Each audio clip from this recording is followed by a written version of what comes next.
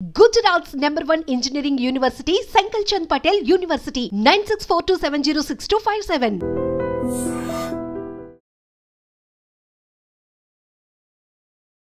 Hi hello నమస్తే welcome back to iDream media. ఈరోజు మనతో ఉన్నారు ఇమిగ్రేషన్ కన్సల్టెంట్ అయిన శ్రీలక్ష్మి గారు. సో యూఎస్లో జరుగుతున్న సిచ్యువేషన్స్ ఒక ట్రంప్ అనే పర్సన్ వల్ల జరుగుతున్నాయి అనుకుంటే వేరే కంట్రీస్లో కూడా ఎలాంటి సిచ్యువేషన్స్ వచ్చే ఛాన్స్ ఉందా తెలుసుకుందాం ఈ విషయం గురించి.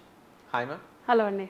మ్యామ్, మీరు కొన్ని ఎపిసోడ్లో చెప్పారు విరాట్ యూఎస్ కంటే కూడా ఇప్పుడు యూరోపియన్ కంట్రీస్ ఆస్ట్రేలియాలో చాలా బెటర్ ఆపర్చునిటీస్ ఉన్నాయి, చాలా హెడేక్ లేదు, అసలు అక్కడ ప్రశాంతంగా వెళ్ళి పని చేసుకోవచ్చు, లేని చదువుకోవచ్చు, ఆపర్చునిటీస్ ఉన్నాయి, జాబులు ఉన్నాయి, అన్నీ ఉన్నాయని చెప్పేసి.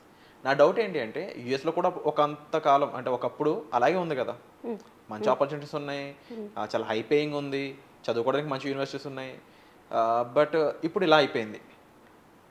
ఆ కంట్రీస్లో కూడా అలా అయ్యే ఛాన్స్ ఉందా? యూఎస్లో జరిగినట్టే యూరోపియన్ ఆస్ట్రేలియాలో కూడా ఇలా జరిగే ఛాన్స్ ఉందంట? జరిగే ఛాన్స్ ఉందా అని అంటే మరీ ట్రంప్ గారు చేసే అంత దారుణం అయితే వేరే కంట్రీ ప్రెసిడెంట్స్ చేయరని మనం అనుకోవచ్చు. మరీ చిన్న చిన్న టికెట్స్ కోసం వీసా క్యాన్సిల్ చేయడం అట్లాంటి, నేను ఏదో గ్రీన్ లైట్ వేసారు, నేను దాటేసాను అట్లా వీసా క్యాన్సిల్, మరీ అంత క్రూయల్గా అయితే క్రిటికల్గా అయితే వేరే కంట్రీ ఇమిగ్రేషన్ లాస్ అలా ఉండవండి. ఇప్పుడు మీరు ఒక వేరే యూరోపియన్ కంట్రీస్ తీసుకున్నా, మనం యూకే తీసుకున్న, ఆస్ట్రేలియా, కెనడా, ఒకసారి మీకు వీసా గ్రాంట్ అయిన తర్వాత మీరు ఆ వీసా కండిషన్స్ని 100% ఫాలో అవుతున్నారు. ఏంటి ఆ వీసా కండిషన్స్? నువ్వు చదువుకోవాలి, చదువుకున్నప్పుడు 20 hours వర్క్ చేయాలి, మళ్ళీ టర్మ్ బ్రేక్ వచ్చినప్పుడు ఫుల్ టైం వర్క్ చేసుకో, ఎక్కడన్నా చేసుకో, ఏదన్నా చేసుకో, ఏమన్నా చేసుకో, నాకు సంబంధం లేదు, కాలేజ్కి వెళ్తున్నావా, యూనివర్సిటీకి అటెండెన్స్ ఉందా, ఇవన్నీ మీరు ఫాలో అవుతున్నారంటే మీకు వీసా ఇబ్బంది లేదు కదా. ఇక్కడ అలా జరగట్లేదు కదా. నువ్వు దగ్గినా తుమ్మినా నువ్వు వాక్ చేస్తున్నా కూడా నీ వీసా క్యాన్సిల్ అయిపోతుంది అన్న ఒక ఇంప్రెషన్ అయితే క్రియేట్ చేశారు అక్కడ. సో అంత హార్ష్ ఇంప్లిమెంటేషన్స్ అని వేరే కంట్రీస్లో ఉంటాయని నేను అనుకోవట్లేదండి. మరీ అంత డ్రాస్టిక్. ఎందుకంటే వేరే countries they want immigrants, they want innovative people with good మన మెరిట్ ఉన్న స్టూడెంట్ కానీ, నాలెడ్జ్ ఉన్న స్టూడెంట్స్ కానీ, ఎవరన్నా కూడా ఎక్స్పీరియన్స్డ్ ఉన్న వాళ్ళు, చదువుకోవడానికి వచ్చిన వాళ్ళు అందరినీ వెల్కమ్ చేస్తున్నారు వేరే కంట్రీస్, యూరోపియన్ కానీ, ఆస్ట్రేలియా కానీ. They want immigrants from all different parts of the world. So వాళ్ళకి రిక్వైర్మెంట్ ఉంది, వాళ్ళకి మ్యాన్ పవర్ కావాలి, ఆ స్కిల్ ఉంది నీ దగ్గర, అండ్ కరెక్ట్గా ఉన్నావు, నీ దగ్గర అన్ని పేపర్ వర్క్స్ అన్ని కరెక్ట్గా ఉన్నప్పుడు మీరు అంత హెజిటేట్ అవ్వాల్సిన అవసరం లేదు. అండ్ మనం ఒక విషయం గమనిస్తే కూడా మనకి యూఎస్ వీసా ఎంత నువ్వు పేపర్ వర్క్, నీ కాలేజ్ అడ్మిషన్ కరెక్ట్ ఉండి, I-20 సేవింగ్స్, నీ ఫైనాన్స్ అంతా కరెక్ట్ ఉన్నా కూడా at the end of the day if you have luck you will get the visa, otherwise no. అట్లా అని చెప్పేసి మనము ఫ్యూ ఎగ్జాంపుల్స్ తీసుకుంటే కూడా ఒక స్టూడెంట్కి పర్సంటేజ్ సరిగా ఉండదు, పేపర్ వర్క్ సరిగా ఉండదు, ఫైనాన్స్ సరిగా ఉండదు, ఇంటర్వ్యూ కూడా సోగానే ఇస్తాడు, అట్లాంటి వాళ్ళకి వీసాస్ వస్తాయి. సో యూఎస్ వీసా ఏంటంటే though you have paper work, though you have merit, though you have nothing, you still get a visa.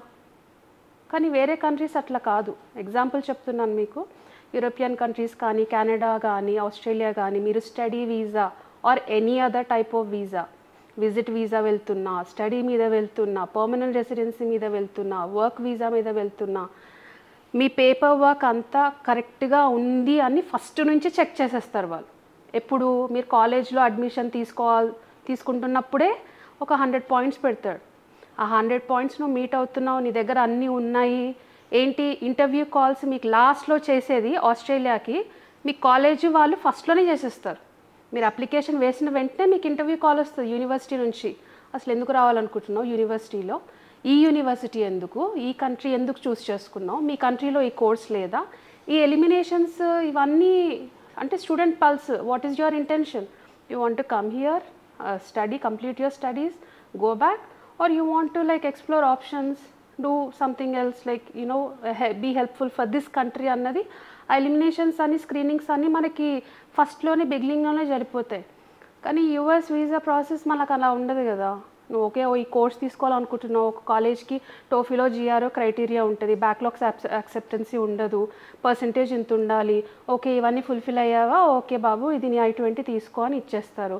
తర్వాత నువ్వు సర్వీస్ ఫీ కట్టుకుంటావు, తర్వాత వీసా అప్లై చేసుకుంటావు, వీసాకి నీ లోన్ అమౌంట్ లేకపోతే నీ సొంత డబ్బులు ఉన్నాయో, స్పాన్సర్షిప్ ఉందో మీ పేరెంట్స్ దగ్గర నుంచి అవన్నీ చూపించేసుకొని వీసా వేసేస్తావు. ఎక్కడ స్క్రీనింగ్ ఎక్కడ జరిగింది? Like where is the screening done here? Only నీ బ్యాచులర్స్ పర్సంటేజ్, నీ బ్యాక్లాగ్స్, నీ GRE టోఫిల్ ఇవన్నీ బేస్ చేసేసుకొని you're doing an application and you're getting the చెప్పాలంటే డబ్బులు ఉన్నాయి కాబట్టి నీ దగ్గర వచ్చి చదువుకు, ఇక్కడ నీ దగ్గర వర్త్ ఉంటే నా కంట్రీలో డబ్బులు సంపాదించుకో అంతే. ఇట్లా ట్రంప్ లాంటి వాళ్ళు ఉన్నారంటే బాబు వచ్చావు ఇక్కడ డబ్బులు పెట్టేశావు, మాస్టర్స్ ఒక 40 lakhs మాకు ఇచ్చేసావు, ఈ కంట్రీకి ఇచ్చేసి నువ్వు వెళ్ళిపో అయిపోయింది ఇంకా నువ్వు అని ఇట్లాంటి యాక్షన్స్ తీసుకుంటారు. సెక్యూరిటీ ఎక్కడుంది మనకి? స్క్రీనింగ్ ఎక్కడుంది? First of all candidate intention ఏంటి నీకు ఎక్కడ అర్థమైంది? What is your intention? ఇంకా ఫండమెంటల్గా చూడాలంటే ఇక్కడ డబ్బులు సంపాదించి పెట్టడం ఒక రీజన్ అయితే కంట్రీస్ ఈ అమెరికాలో, మిగిలిన కంట్రీస్లో జస్ట్ వచ్చి స్టే చేయడం, అక్కడ లైవ్లీహుడ్ సంపాదించుకోవడం కూడా వాళ్ళు కొంచెం కన్సిడరేషన్. అవునండి, నీకు టాలెంట్ ఉంది, నీకు స్కిల్ ఉంది, నువ్వు మెరిట్ స్టూడెంట్వి అన్నప్పుడు దే ఆర్ వెల్కమింగ్. అదర్ కంట్రీస్లో అందరు కూడా ఏంటంటే ఆ ఇమిగ్రేషన్ ఆఫీసర్స్ ఉన్నా కాడ, ప్రెసిడెంట్స్ ఉన్నా కూడా మళ్ళీ ఏంటంటే అవుట్ సైడ్ టాలెంట్ కావాలి, మాకు అవసరం ఉంది, ఇక్కడ మాకు ఇన్ హౌస్ కూడా ఉంది, మేము ఇన్ హౌస్ కూడా ఇంపార్టెన్స్ ఇస్తున్నాం. ఇన్ హౌస్ అంటే లైక్ వాళ్ళ ఓన్ కంట్రీ పీపుల్, వాళ్ళకు కూడా ఇంపార్టెన్స్ ఇస్తున్నాము. కానీ we are going to treat you the same way. మీరు వచ్చి ఇక్కడ ఎథికల్గా లీగల్గా అన్నీ ఫాలో అయ్యి మీ కోర్స్ కంప్లీట్ చేసి తర్వాత PSW మీద ఉండి తర్వాత ఒక ఎంప్లాయర్ని పట్టుకొని మీరు ఆ వర్క్ చేసుకున్నారంటే ఒక 3-4 years అయిపోయినాయంటే ఓకే మేము PR పర్మనెంట్ రెసిడెన్సీ ఇస్తాం మీకు. ఎందుకు అలా జరుగుతుంది? బికాజ్ నీకు ఆ క్యాండిడేట్ పల్స్ ఫస్ట్ నుంచే తెలుసు కాబట్టి you have screened him from the day 1, not at the end. ఇప్పుడు యూఎస్కి వెళ్ళే వాళ్ళకి వేరే ఇంటెన్షన్స్ ఉంటాయి. పార్ట్ టైం చేసుకునే వాళ్ళు పార్ట్ టైం చేసుకుంటారు, ఆన్ క్యాంపస్ చేసుకుంటారు, ఆఫ్ క్యాంపస్ చేసుకుంటారు. ఇప్పుడు ట్రంప్ గారు మనకు అదే కదా చెప్తున్నారు, మీరు ఎందుకు వచ్చారు? చదువుకోవడానికి వచ్చారు, ఆన్ క్యాంపసే వర్క్ చేయాలి. ఇప్పుడు బిడెన్ ఉన్నప్పుడు ఏంటంటే ఆఫ్ క్యాంపస్ చేసినా చూసినట్టు వదిలేసేవాళ్ళు. కానీ ఇప్పుడు అలా చేయట్లేదు కదా, ఐస్ ఆఫీసర్స్కి ఎక్స్ట్రా ఏమంటారు అథారిటీస్ ఇచ్చేశారు. మీరు ఏమన్నా చేసేసుకోండి, ఎవరినైనా డిపోర్ట్ చేయండి, ఎవరినన్నా ఏదన్నా యాక్షన్ తీసేసుకోండి అని. వాళ్ళు ఏంటి ఇది కూడా చిన్న వాటిని కూడా పట్టుకొని వీసా క్యాన్సిల్ చేసి సెక్యూరిటీ లేదు. Everybody like who's on a temporary visa. Even I'm very shocked, ఒక friend of mine they have green card ఉంది, they want go for a vacation. ఇప్పుడు టర్మ్ బ్రేక్ ఉంటుంది కదా కిడ్స్కి, they want go on a vacation. But వాళ్ళు భయపడిపోతున్నారు, మళ్ళీ మేము వెళ్ళిన తర్వాత మళ్ళీ వచ్చేటప్పుడు మళ్ళీ మా దగ్గర పోర్ట్ ఆఫ్ ఎంట్రీ దగ్గర మళ్ళీ ప్రాబ్లం చేసేస్తారు, ఎందుకులే ఆ హాలిడేస్ వదులుకున్నాం. ఇవన్నీ జరుగుతున్నాయి. గ్రీన్ కార్డ్ హోల్డర్స్ కూడా డ్రాస్టిక్ యాక్షన్స్ అండ్ ఇంప్లిమెంటేషన్స్ జరుగుతున్నాయి. It's time to change the country అని చెప్పొచ్చేమో.